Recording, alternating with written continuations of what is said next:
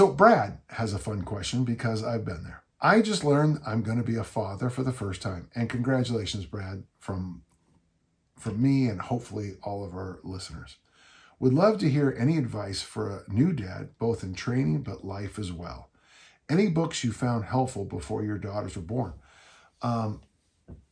So I wrote a book, and it's free on my website, and it's called From Dad to Grad. And I think you can buy it for, I thought it should be given away for free, but that company named after a river in South America always has to make money. I don't get anything for it, but they do. It's called From Dad to Grad, and I'm very proud of it. Every so often, I'll get requests for a signed copy, and I always make sure that my daughter Kelly, who I wrote the book to, is in it. So I've got a lot of just simple advice. I have advice on parenting in there too. You know, a lot of parenting is the Hitchhiker's Guide to the Galaxy. You know, there's two rules, I think in the first book. The first one is always bring a towel, but the second one is don't panic. You're not the first person in human history to have a child, and the thing is, it's all wonderful, and then the hospital hands you over this package, and inside this package is a baby, and all of a sudden you're a big kid, and it's overwhelming. I can remember really well, Brad, when Kelly was born. And I just remember kind of getting nervous. It's like, how is she going to learn the days of the week? How is she? There's so many months. How about the alphabet? And I think a lot of our listeners probably have spiraled when they had kids. It's like, how are you going to get through it? You got time, you got community, you got the tribe. Don't worry, you're fine. My daughter Kelly knows the days of the weeks, and she knows the months of the year. Of course, she's 35. If I was to give you one piece of advice, I would, it sounds weird, but I would almost instantly start up on a menu, what you're going to eat for breakfast and what you're going to eat for dinner, and start shopping to that menu. I would pick 5, 7 repeatable meals, week in, week out, same ingredients. I used to have this situation where I had the George Foreman grill and a crock pot, and I would alternate meals with that. So if I was I used to make this really good oatmeal with protein powder and vanilla. It smelled like oatmeal cookies, but there was no sugar in it at all. There was a lot of vanilla protein in it, and vanilla and all kinds of things, chia seeds and stuff. It was healthy.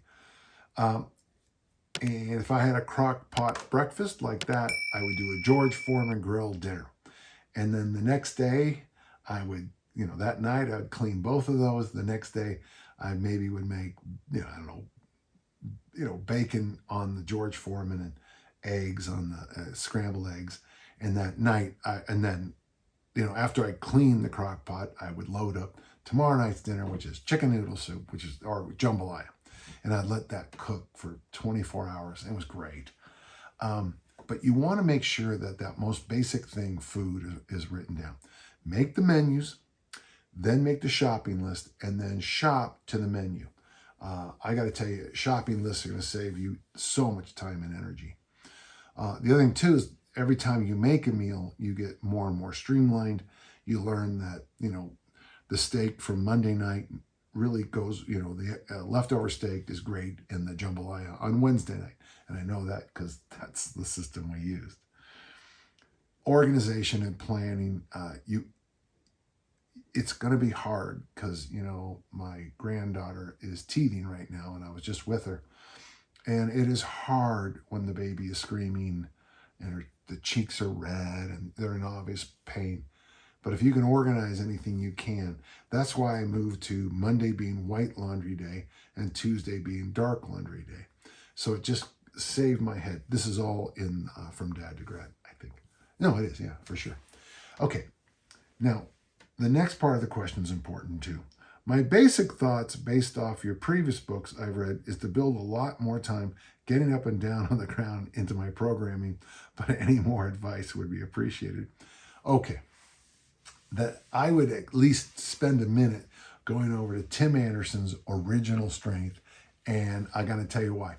Because with your baby, you're going to get a chance to see the whole system of Original Strength. when babies are on the ground, I go on the ground with them. If they're prone, I lay down with them prone, and I do neck nods, and we play. I just had an Instagram post of me and Elowen, and I thought we did a head touch, and then last week I was with her at her mom's house, and mom and my son-in-law Thomas's house, and she's on her back, and we did reverse cobras today. That's where you bring the chin up. And it's marvelous. When they start crawling, crawl with them. And as soon as you can, grab them by the hand and go walking.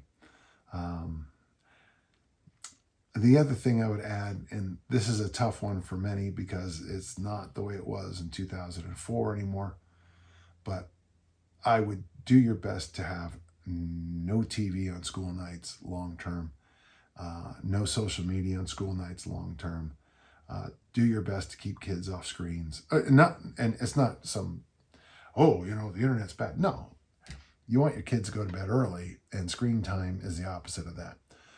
Also, too, my daughter Lindsay read so many books. I can't remember if it was her 5th or 6th grade, that they had to come up with an entire set of new awards for her reading. And I think part of that is because why both my daughters are voracious readers still, is that they learned that reading was better than watching mindless TV.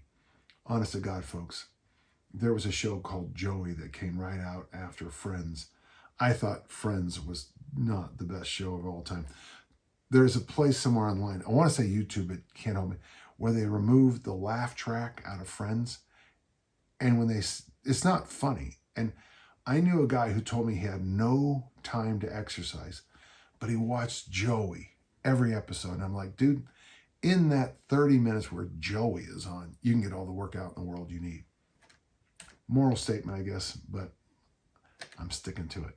Great question. And Brad, ping me a note when this happens. I'd like to know how things are going, okay? And good luck to you and everyone in the family, okay? Thank you.